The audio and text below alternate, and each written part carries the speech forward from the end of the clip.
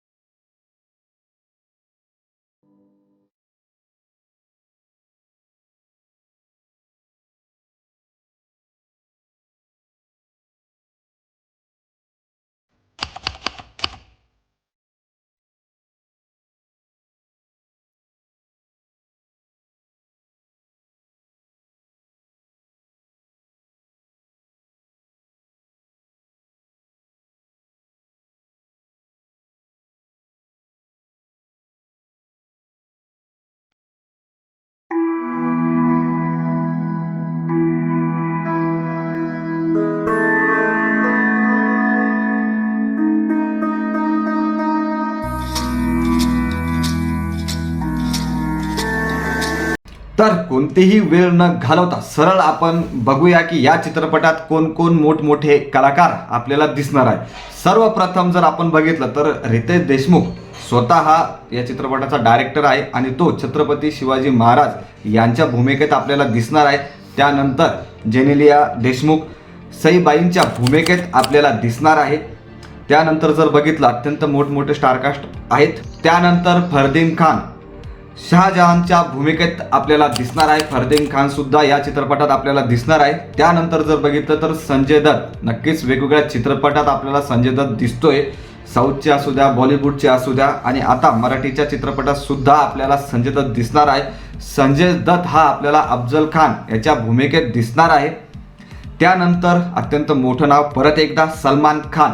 सलमान खान सुद्धा आधी सुद्धा मराठी चित्रपटात आपल्याला दिसलेला आहे वेगवेगळ्या भूमिकेत, परंतु राजा शिवाजी या चित्रपटात सुद्धा आपल्याला दिसणार आहे।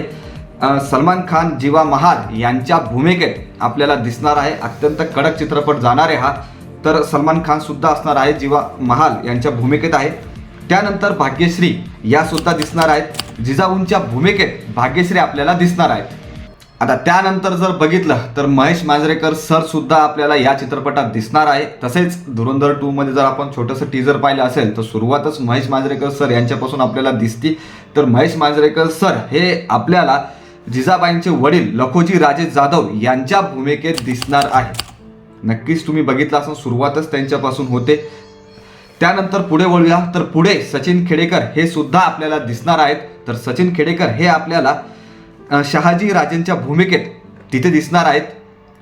पुढे वळूया, पुढे जर आपण बघितलं तर अभिषेक बच्चन सुद्धा आपल्याला दिसणार आहे या चित्रपटात। अभिषेक बच्चन नक्कीच वेगवेगळ्या भूमिकेत बघितलं आहे।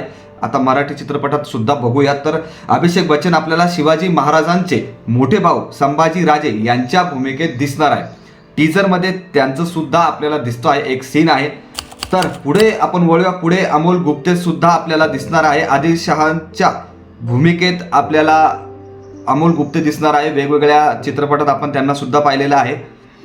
त्याच्यानंतर जर बघितलं तर जितेंद्र जोशी हे सुद्धा आपल्याला दिसणार आहेत। जितेंद्र जोशी हे गोपीनाथ पंत यांच्या भूमिकेत दिसणार आहे।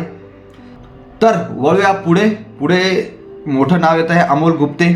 अमोल गुप्ते सुद्धा आपल्याला वेगवेगळ्या चित्रपटात दिसलेले आहेत, तर ते आपल्याला इथे आदिलशहाच्या भूमिकेत दिसणार आहे।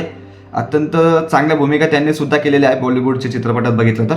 वळूया पुढे, जितेंद्र जोशी सुद्धा वेगवेगळ्या चित्रपटात त्यांना सुद्धा पाहिलेलं असेल तुम्ही, दुनियादारी झाले किंवा भरपूर चित्रपट आहेत, तर त्याच्यामध्ये बघितलं आहे। तर आपल्याला जितेंद्र जोशी सुद्धा राजा शिवाजी या चित्रपटात दिसणार आहे आणि ते गोपीनाथ पंत यांच्या भूमिकेत आपल्याला दिसणार आहे। पुढे बोलूया तर विद्या बालन सुद्धा आपल्याला या चित्रपटात दिसणार आहे। त्यांचे चित्रपट सांगण्याची गरज नाहीये, मोठं नाव आहे नक्कीच। तर ते आपल्याला आदिलशहाची पत्नी बडी बेगम यांच्या भूमिकेत इथं भूमिकेत आपल्याला त्या दिसणार आहेत. टीजरमध्ये त्यांचं सुद्धा आपल्याला दिसलेलं आहे. तर प्रत्येकाचा आपल्याला नक्कीच टीजरमध्ये तुम्ही बघू शकता. अगदी छोटंसं टीजर आहे आणि यूट्यूबवर सुद्धा लवकरच येईन. ऑफिशियल टीजर जे आपण म्हणतो ते सुद्धा लवकरात लवकर आपल्या भेटीस येणार आहे, कारण 1 मे रोजी हा चित्रपट आपल्या भेटीस येणार आहे. हे आहेत मोठमोठी स्टारकास्ट, अत्यंत बिग बजेट असा हा चित्रपट आहे. नक्कीच चालणार आहे. राजा शिवाजी हा चित्रपट नक्कीच बिग बजेट आहे. खूप वर्षापासून या चित्रपटाची प्रतीक्षा होती.